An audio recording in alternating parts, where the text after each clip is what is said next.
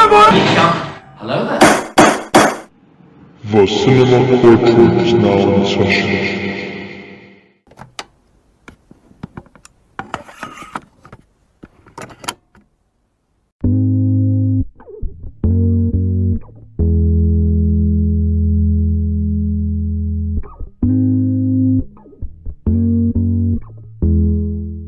Ladies and gentlemen of the jury, welcome to the Cinema Courtroom Show, a podcast where your favorite blockbusters await trial with your host and galactic judge, Makram Mark, presiding. Do not forget to like and subscribe on whatever, and I mean whatever, streaming platform that you're listening to, whether it be Spotify, Stitcher, Google Podcasts, Amazon Music, or the Cinema Courtroom YouTube channel. Because, listen, every click on the icon counts. Whether you like to believe it or not, the algorithm don't lie. So, don't forget to ring the notification bell and share this podcast with your friends, family, cat, dog, pigeon, whomever. And, I hope you guys are having a fabulous day. I'm having a bit of a cold, so my voice might be, mumble jumbo. I will try to move forward while I'm having this cold. So I'm sorry if the audio sounds like I'm sick, because I am. I do feel pretty sick, but I've decided to record this podcast anyway. Now, without further ado, let's revisit Iron Man 3, starring Robert Downey Jr. and Don Cheadle. Here's a little holiday greeting I've been wanting to send to the Mandarin. I just didn't know how to phrase it until now. My name is Tony Stark, and I'm not afraid of you. I know you're a coward. So I've decided that you just died, pal. I'm gonna come get the body. There's no politics here, it's just good old-fashioned revenge. There's no Pentagon, it's just you and me. And on the off chance you're a man, here's my home address. 10880 Malibu Point, 90265. I'll leave the door unlocked. That's what you wanted, right? Bill me.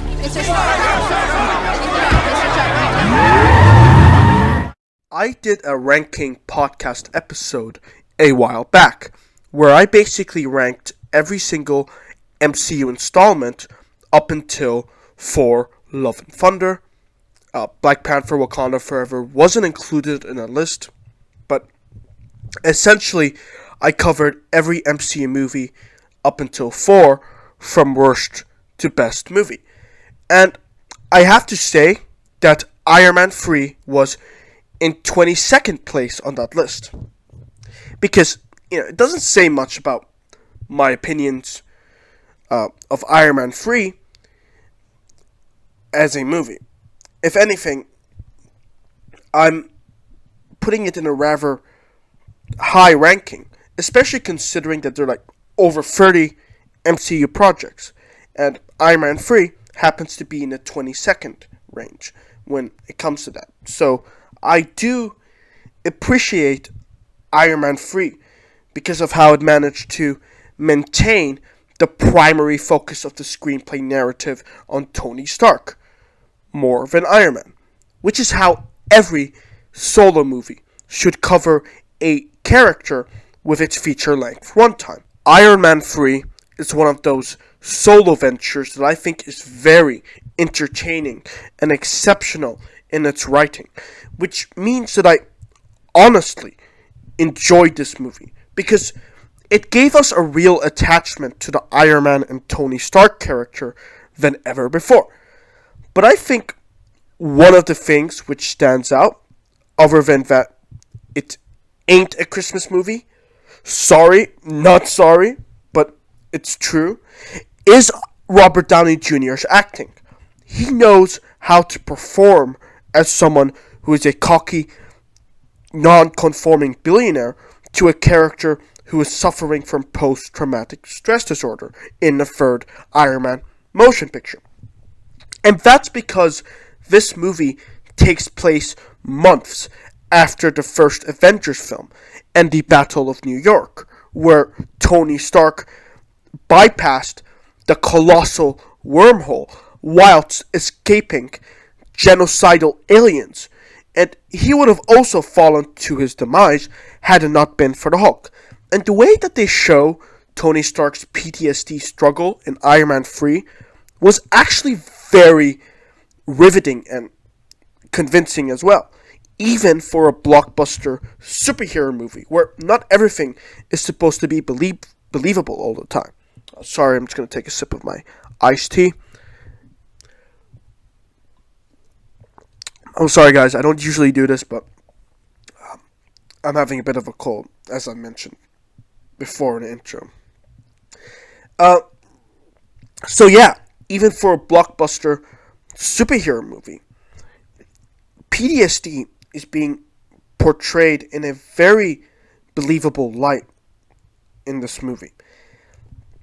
And I think that the symptoms were present and well acted by Tony Stark, because Tony had literally programmed his suits to engage with an automatic defense mechanism. You know how the suits showed up in Tony's bedroom? Well, that's just because of a few nightmares that Tony has. But he programmed them to show up immediately once, if his body feels alert of something, or something that's just in his head, but that's replaying a traumatic moment. And not to mention that his attachment to this thing that makes him feel protected in a bubble, his suit, this particular struggle, as portrayed in this movie, leads to the following question: can Tony Stark protect himself without the Iron Man suit? If those genocidal aliens were to make a return to Earth, which they do in Avengers Infinity War, if those aliens were to come back again, can Tony Stark take them on without the suit? And I think the answer to that question is no. Now, of course, the antagonists of Iron Man 3 are just regular human beings, some of which have gotten exposed to an object that manipulates their genetics. But in the Avengers, Iron Man has dealt with more primitive threats.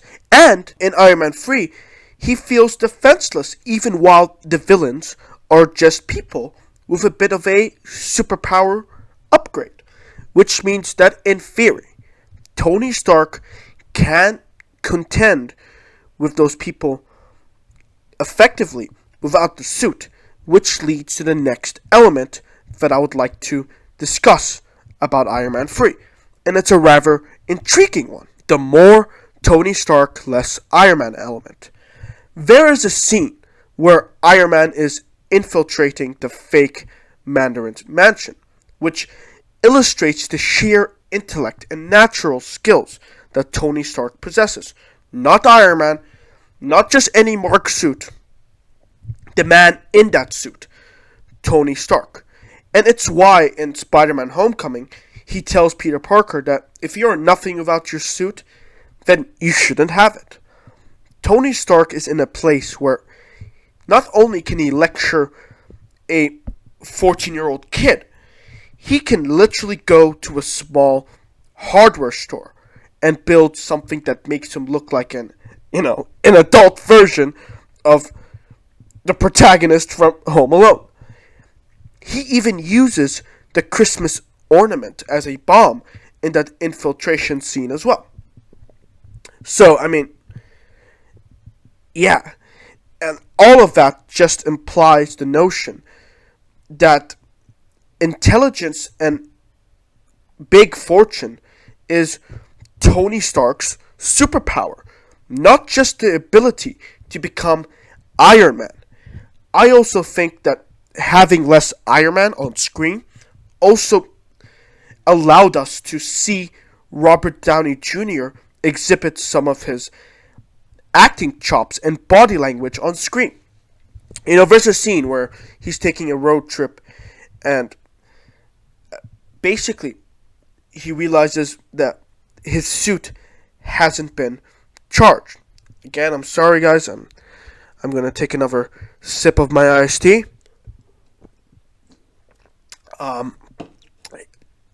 So then there's this kid, and for the life of me, I can't seem to remember the name. But you know what? Tony Stark calls him Kid, so I'm just going to call him Kid as well.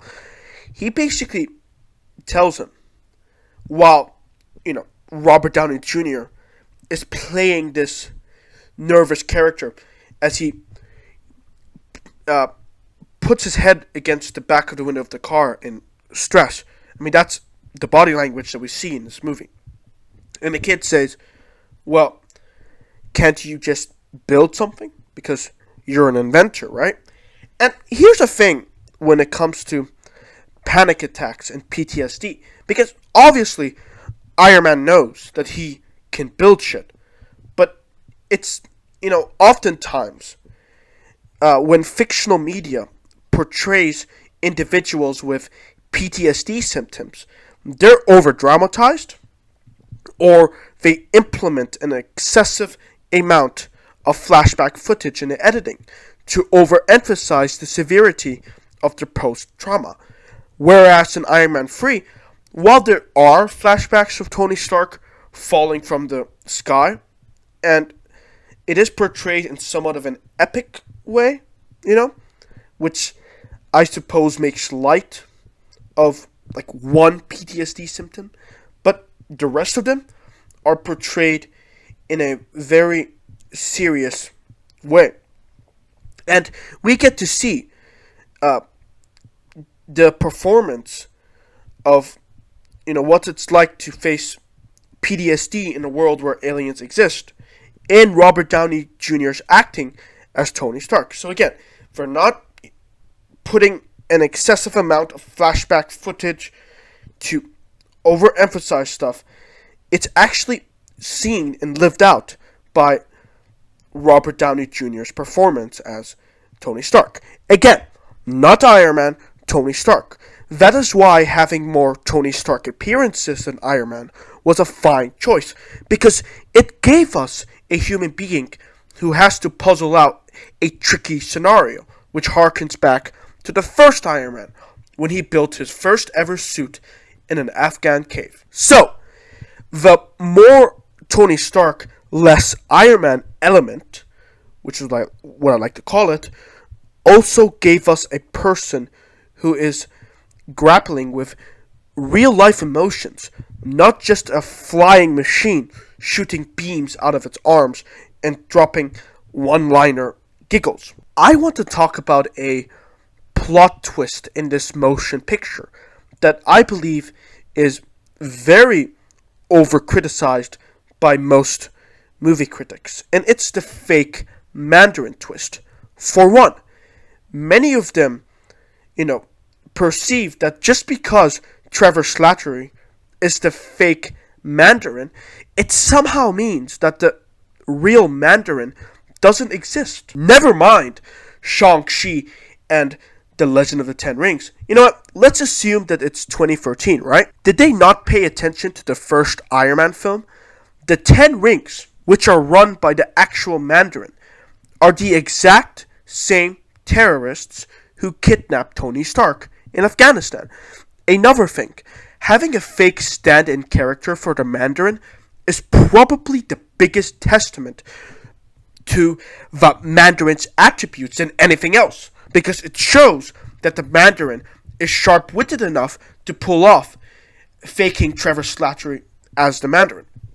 I mean, tell me, do you think any normal person is going to have the intellectual capacity to actually hide in the shadows and have a convincing actor play you? I mean, sure, in a world where that's possible, there could be people like that, but they're not really, as common as the average person.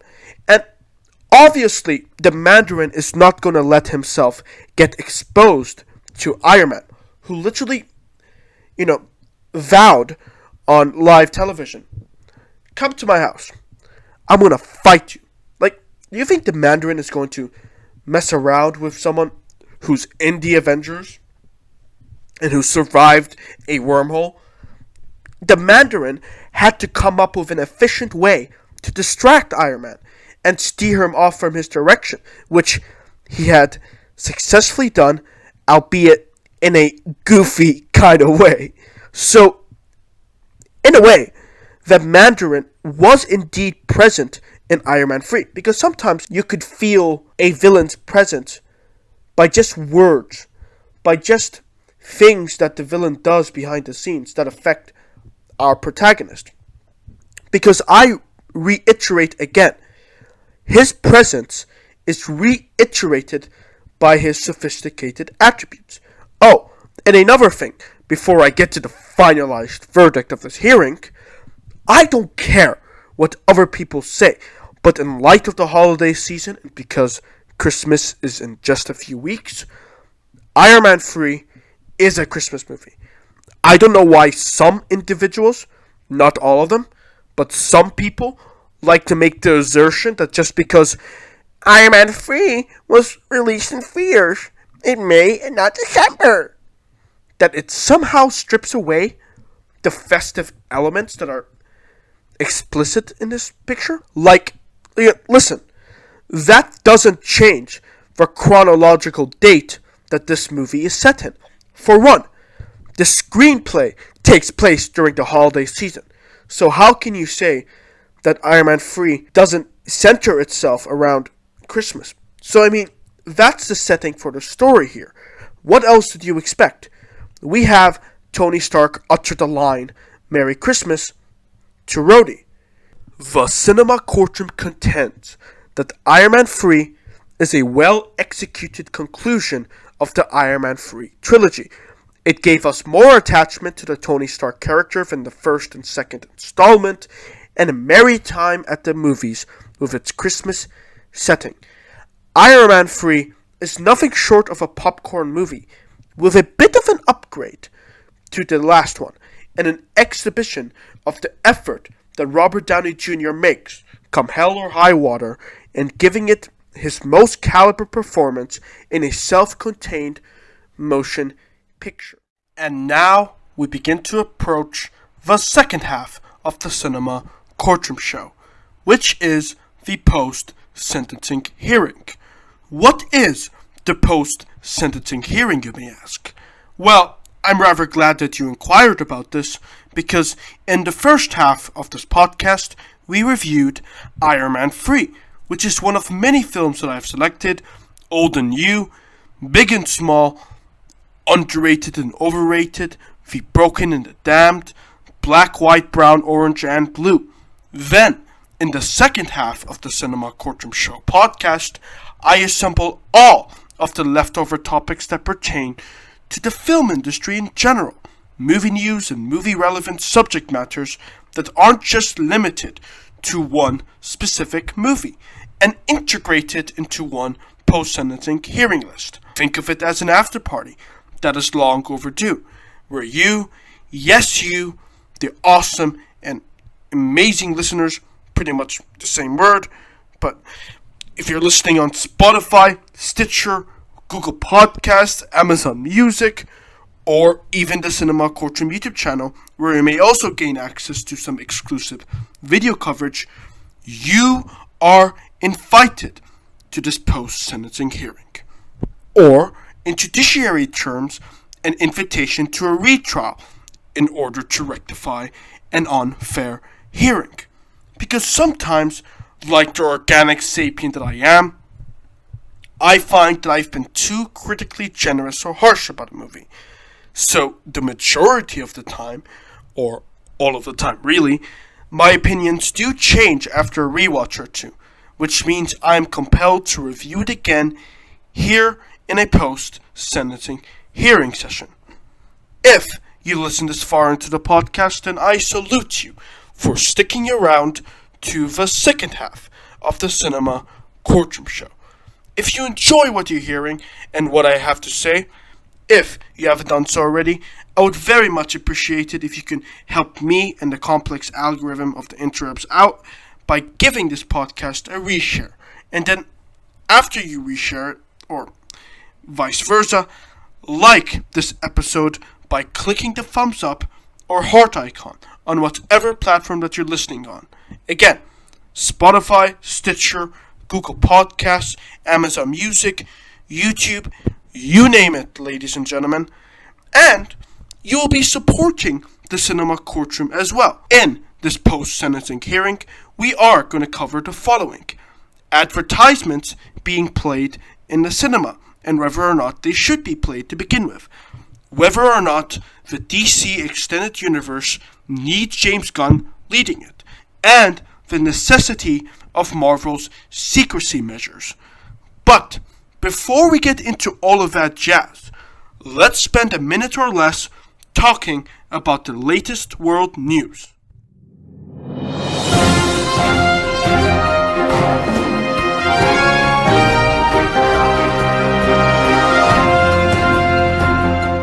Kanye West said on the Alex Jones podcast that he sees good things about the Nazis and Adolf Hitler. Ever since that interview, Kanye's statement stirred a lot of controversy, especially among the Jewish people in the digital media world. And a few days ago, Kanye even said that the Jewish community has to forgive Hitler for the Holocaust. His exact wording was, "Let it go." China is also announcing 10 new COVID-19 measures. Things are escalating in the Russia versus Ukraine front. It turns out that Russia is accusing Ukraine of committing nuclear terrorism. A top NASA official believes that humans could be residing on the moon by the end of this decade. Warner Bros. Discovery have also announced that the Flash movie is going to premiere a week earlier than its original premiere date. And it turns out that Xbox is raising prices on its first-party games to $70. So, my friends, let us say hello to Papa Inflation and goodbye to cost efficiency. Thank you for listening to News Minute. Now, let's get on with the rest of the Cinema Courtroom Show. This is something that I contemplate a lot about when I go to the cinema. And I think that's the prospect of advertisements being played there. And, advertisements are indeed programmed to run before they begin the picture. I then think about all of those YouTube and Spotify subscription-based premium services. For this many dollars, you won't see ads on the content. And then I think to myself again, hey, that's worth the extra bucks because I will have an uninterrupted listening or viewing experience. Because after all, I paid money that I could have used to buy food or a pair of jeans, right? Just to, have a premium service. But then there is the thing that has many people puzzled. They pay $30 for a movie ticket, and that's more than what they have to pay to have ads removed in other content, mind you. And what do they see? 15 minutes of commercials playing back to back together for 15 minutes straight or more. That might be very off-putting for the average moviegoer, because even I am like, as much as I appreciate some of these commercials, I did pay money to watch this movie, right? I mean, maybe offer the ticket at a lower price if you're going to play ads in the cinema. And by the way, $30 isn't a competitive price for a movie theater. In case some of you might be wondering, well, Makram, they need to put it at $30. Well, no, we don't. And I guarantee you that you can use that exact amount of money to subscribe to Netflix instead. The highest quality, for a few more months even, or a year, whatever subscription rocks your boat. And Netflix will offer you those movies with no ads. You're paying $30 in the cinema just to watch one movie. Never mind its runtime. Okay? You could have Avengers Endgame be at 3 hours, or for Love and Thunder be at 1 hour and 59 minutes. The price is the same. So you'd figure that maybe the extra money that you're paying will help offset the economic need of running advertisements in the theater. But in reality, it's almost like the commercials are included in the cost for the ticket. And I mean, shouldn't it be the other way around? Don't you pay those costs to eliminate having to view the commercials and just get straight to the movie? There is still a balanced argument to be made about this, though. From a corporate standpoint, cinema advertising is actually a more, effective marketing method than most of the other ones. Billboards, a car is just going to drive past, and no one's going to think twice about it. It's very different from having your potential customer sit in the cinema and be forced to behold your ad. You get to take advantage of the enhanced sound and screens and make a cinematic commercial that might just persuade that one consumer to purchase your product or service that's meant to give you, for instance, a laptop with the most caliber sound. They are going to use the cinema to demonstrate why you should get this device, because they can hear for themselves, okay, they are pretty convincing in getting me to buy that product. I mean, it's great. You get to also choose, as the advertiser, which catalog of movies to play your ads in. Products for children can be advertised in movies for children. Or, if you play a commercial before a massive tentpole movie like Top Gun Maverick or Black Panther Wakanda Forever, you get many, and I mean, I'm talking about eyeballs on your advertisement. Also, very great and efficient. From a consumer standpoint, however, I think that it's very irritating to have to go through over 10 minutes of ads. And I suppose that advertisements in the cinema are to be expected. And it's not going to change, nor should it change. Advertisements in the cinema are just so incorporated in the viewing dynamic between the audience and the silver screen that maybe, advertisements are a vital tradition in making the cinema feel like home. Because you sit down, you relax your mind a bit, watch a few advertisements, and it gets you, biting your fingers if there's a movie that you wanted to watch for ages and then you finally get to watch that movie. But the advertisements are like, the build up to the movie. It can be great in, a sense. But who knows? Maybe this whole dynamic has to change. Maybe they should just reduce the number of ads. I have one question for you. What do you think about advertisements playing before a movie? Do you think that the advantages of cinema advertising outweigh the inconveniences of it from either a business or consumer perspective? Or vice versa, maybe the disadvantages of cinema advertising actually outweigh it? Are you maybe neutral on this subject and think to yourself, hey, as long as I get the movie that I was promised at the end of the day, then I'm actually okay with sitting through a few minutes of advertisements in a movie theater? Whatever your thoughts are, let me know in the comment section below or our Twitter inbox at Cinema Courtroom. With Blue Beetle releasing in international theaters worldwide as a part of the DCU slate for August 2023, this news has raised many eyebrows on the new manager for DC Studios, James Gunn. I am going to break down why I think the DC Extended Universe needs James Gunn in order for it to economically thrive and organize itself together.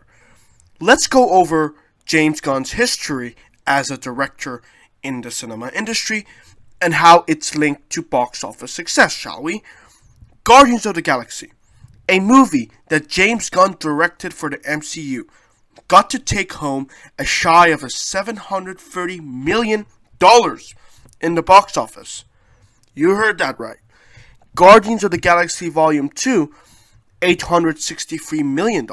As for the DCU, the Suicide Squad actually, I suppose it did flop at the box office with only $168 million. And I mean, I get it.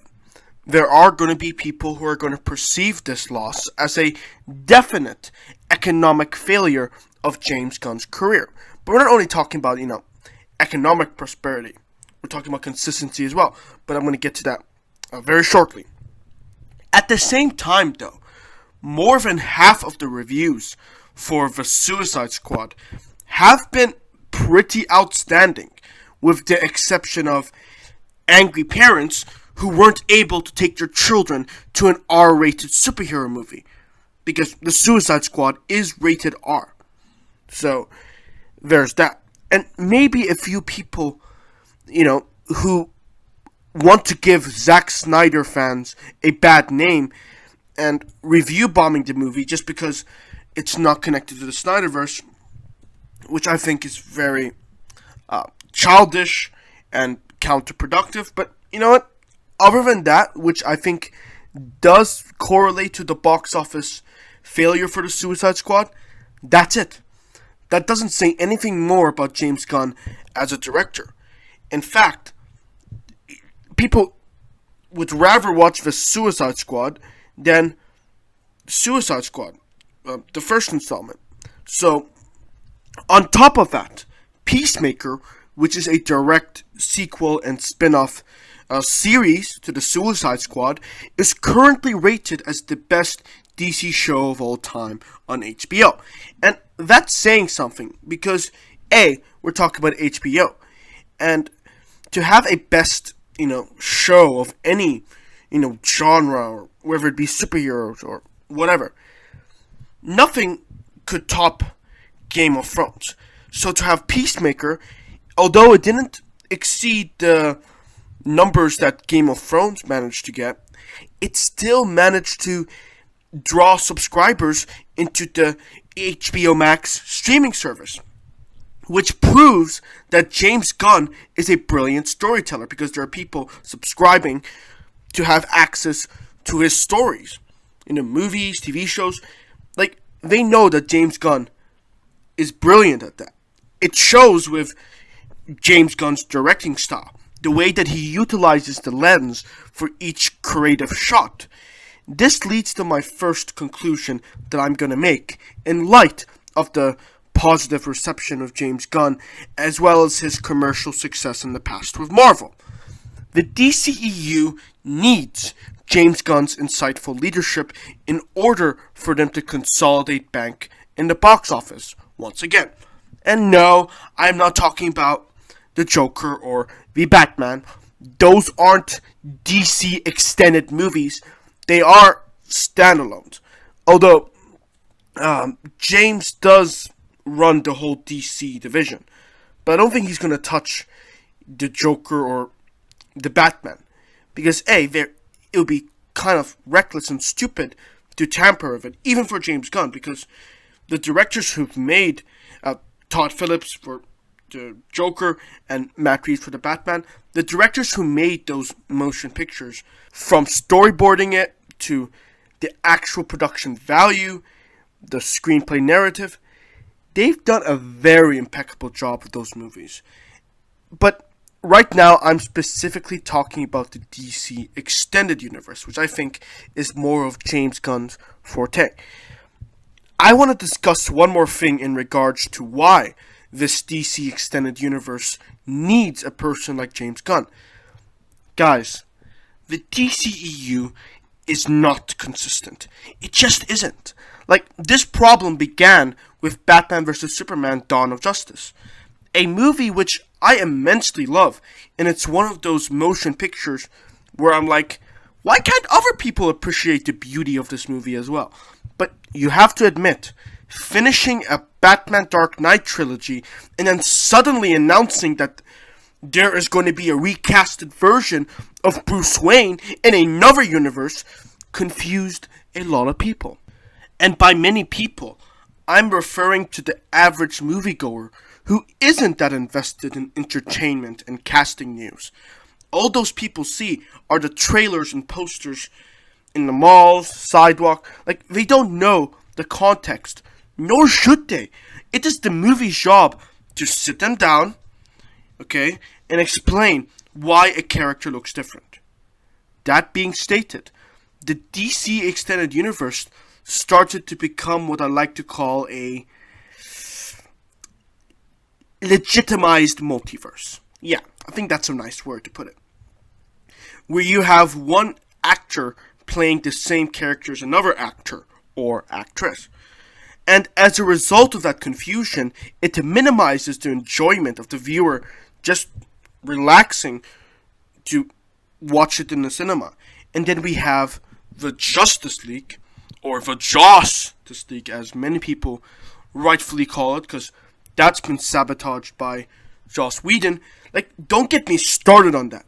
Basically, one director sabotaged another director's vision and turned it into an absolute shitfest. Like, even to this day, we don't know which Justice League is canon. Like, I know many people are like, you know, and again, they're right in thinking that, Zack Snyder's Justice League brought in a lot more success than the other version. So, naturally, they canonized that, right? Well, the reality is we don't know, because it seems like they want to part ways with Zack Snyder.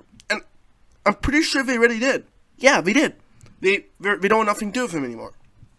And if we are even going to get going in building up to a evil Superman nightmare movie where Lois Lane dies, and then Superman gets manipulated into erasing the world because Darkseid uses anti-life, and the Joker, probably going to be played by Jared Leto, manipulates him as well.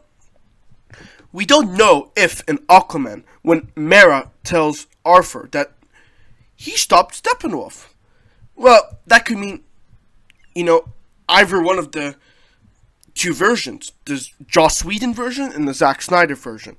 If Mera is referring to the Snyder version when Aquaman stabbed him with his trident, which is more of a, useful part in defeating Steppenwolf than Joss Whedon, then that makes sense for Aquaman.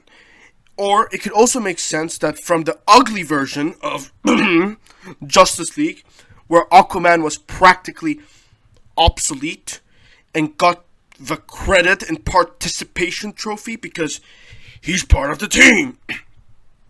As I said before, and will continue to say, the DC universe lacks the consistency in order for it to thrive in a world where average moviegoers can easily be confused.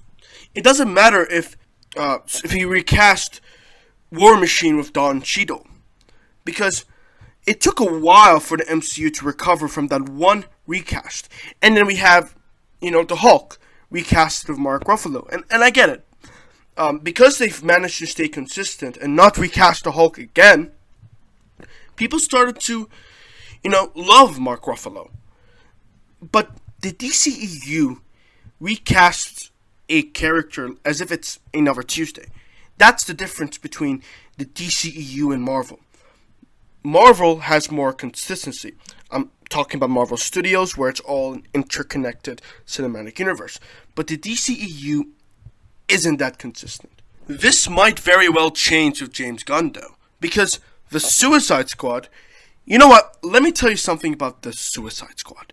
The Suicide Squad is meant to be a sequel to the first Suicide Squad picture, but James Gunn decided to, direct the Suicide Squad sequel in a way that it could still be its own standalone movie, without recasting any important characters, which again, DCEU seems to enjoy doing a lot behind the scenes, and keeping characters like Rick Flag and Harley Quinn consistent, which meant that Suicide Squad and Birds of Prey remained consistently canon, which reduced the audience's confusion.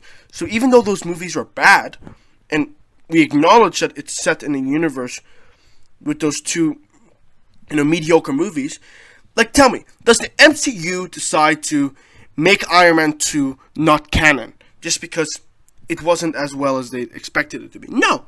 In fact, they acknowledge movies like For the Dark World that haven't resonated with the wider fan base and average moviegoer audience as successfully. They build it up to a tentpole movie event like Endgame or Infinity War. They don't just ignore the past, they embrace it. They acknowledge their mistakes, and they just allow it to elevate the next movie. In fact, I think there are people who've watched the Suicide Squad, and I've only watched 30 minutes of Suicide Squad, not the Suicide Squad, the mediocre one. And I've heard many people saying that Rick Flag was a highlight from that movie. And Harley Quinn. Maybe because Margaret Robbie plays her, and that's, she's sexy. So, listen, all of that, not ignoring their past failures when it came to the Suicide Squad, by James Gunn making the Suicide Squad as a sequel, but a sequel that everyone who hasn't watched the other ones could watch, it made the Suicide Squad a much enjoyable viewing experience. James Gunn is comprehensive of how to achieve tonal balance. A little bit of light and a little bit of darkness. Sometimes it's the one of the other is a bit more, but there's still a balance. One moment he adds in a comedic scene, but then if you start to peel off that funny, scene, like a complexly layered onion, you could see that there is a darkness hidden in it. And it makes the scene more authentic and immersive. Like, the same applies for scenes that are meant to be serious. And I know Peacemaker is a television show, but when Peacemaker has to kill his father in episode 7, Vigilante, as funny as his attempt of cheering up his best friend was when it came to the visuals on the screen, it was also genuinely painful to watch, because although it's funny that Vigilante is trying, he's also incapable of feeling actual emotion, but he's trying to. And that's what James Gunn wants to convey. We need a director like James Gunn to provide the DCEU with such economic prosperity, consistency, and a clever tonal shift that just adds caliber nuance to the motion blockbuster picture like The Suicide Squad. I would now like to pose a question to my viewers out there tuning in to this fabulous cinema courtroom show. What do you think about whether or not the DC Extended Universe needs a creative head like James Gunn? Do you think that maybe hiring him to operate DC Studios was a lapse of judgment on Warner Brothers' part? Oh, and also next week we are going to talk about James Gunn's whole reboot for the DCEU. I didn't forget about that, so we're going to cover it in another segment. Anyways, do you think that James Gunn is the best thing to happen for the DCEU universe? Maybe you don't. Who knows? Whichever your thoughts are, let me know in the comment section below, or our Twitter inbox at Cinema Courtroom. What's the most paranoid thing you've ever seen a movie studio do to protect the secrecy of a production? Like, are stories about canvas-covered golf carts and only being able to read the script with the security guard close by? Are those Hollywood urban legend, or have you experienced those things firsthand? Wait a minute, have you been to a Marvel set? Sounds like you have. Marvel, I mean, when you work for Marvel, it's just everything, it feels like a cult. You're like, what's going on? Like, I'm dressed in green, 4 hours of makeup. We must be shooting something. What is it? And that has its advantages and disadvantages. The advantages are that you savor the surprise for the end and you don't ruin it, and the audience is able to have an amazing adventure when they go to the movies to watch it. The disadvantage is mainly for the actor, because you don't know what you're doing, you don't know where you're going, you don't know what you're saying, you don't know what's going to happen, and that can be a little nerve-wracking. Zoe Saldana plays an iconic character in the Guardians of the Galaxy, as well as Infinity War and Avengers 4 Endgame. This character is, Gamora, the daughter of Thanos. A title that sounds badass on its own. But what may not be badass are the cons that Zoe Saldana has listed in the First Three Feasts Hot Ones series when it comes to Marvel's anti-leak measures. I have my own thoughts and opinions on whether or not the lengths that Marvel goes in order to prevent stuff from the movie from leaking out is even necessary to begin with. But before we get into those opinions of mine, let's read what Zoe Saldana has to say. Because after all, she is what brought up Marvel's secrecy measures here in the following statement. When you work for Marvel, it feels like a cult. Everybody's like, what's going on? I'm dressed in green after 4 hours in makeup. We must be shooting something. What is it? She laughs. That has advantages and disadvantages. The advantages are you savor the surprise for the end, and you don't ruin it, and the audience is able to have an amazing adventure when they go to the movies to watch it. The disadvantage is mainly for the actor, because you don't know what you're getting, you don't know where you're going, you don't know what you're saying, you don't know what's going to happen, and that can be a little nerve-wracking. Okay. So, this is what Zoe Saldana said. Her words, not mine. I can see where she is coming from when she says that working for Marvel is equivalent to working in a cult, because the MCU is supposed to be this cult that tells their actors, the Force works in mysterious ways, but we're not actually going to tell you anything. But just trust us. Even if we are making you shoot some fake scenes, and telling you what the scene is at the last moment. And as Zoe Saldana said, that is a little nerve-wracking. However, I think that is nothing more than a short-term problem for a much bigger long-term reward. Take Star Wars, The Empire Strikes Back, for instance. Do you think that Mark Hamill wasn't any bit agitated when he heard of the Darth Vader reveal at the last moment? Mark Hamill was probably annoyed at that. But you know what? He sucked it up and went through with the scene as Luke Skywalker anyway, and Darth Vader. And as a result of that, the scene wasn't leaked to paparazzi, which allowed him to do his, job, which was to successfully entertain the audience. Luke entertained the audience with his performance when he found out about Darth Vader, but I don't think it would have been nearly as impactful if that scene got leaked. So, again, they've performed their, craft, and they were able to reap the reward out of it. And I'm sure that everyone who attended the first showing of Empire Strikes Back on opening night cheered their asses off. It's not like I would know, because I wasn't born in the original Star Wars era. But if you take a look at the success of Empire Strikes Back and the infamous I am your father scene, going through the hassle of not being comprehensive of whatever scene you're shooting until the last moment, as an actor, pays off when you get to avail the movie with other fans and get to look at the smiles on their faces. So do I think that Marvel's anti-leak measures are unnecessary?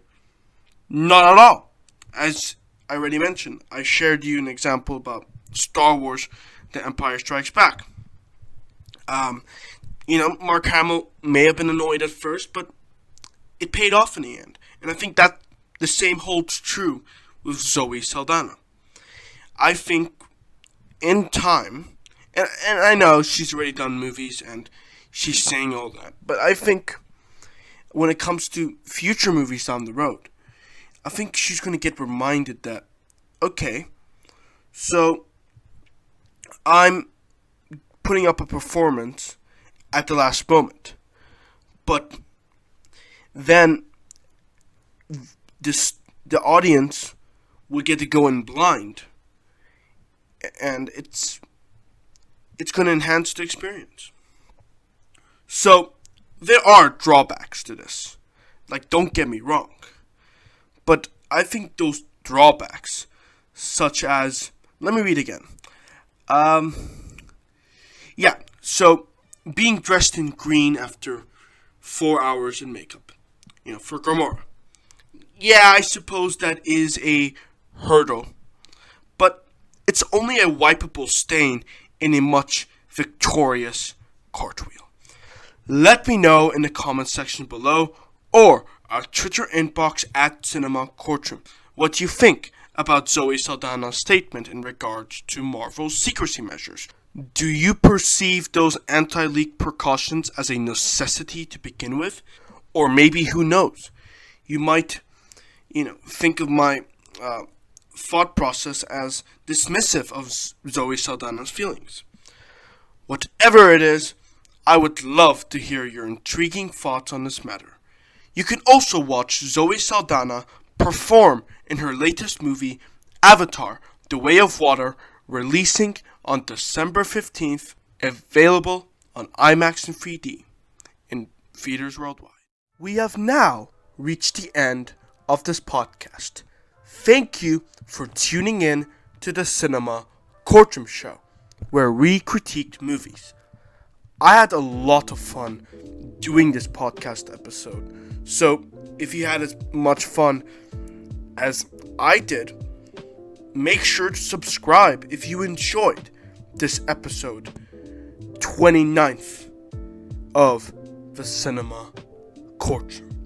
I hope to see you guys again in the next and 30th episode of the Cinema Courtroom Show, which launches on Spotify, Anchor, Stitcher, Google Podcasts, Amazon, or the Cinema Courtroom YouTube channel. Thank you once again for tuning in till the end. I'm your Galactic Judge, Mark, and as always, it's been a colossal privilege hosting you today.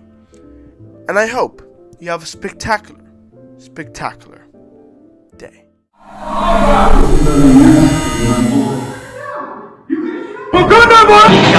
Hello there. Court is now dismissed.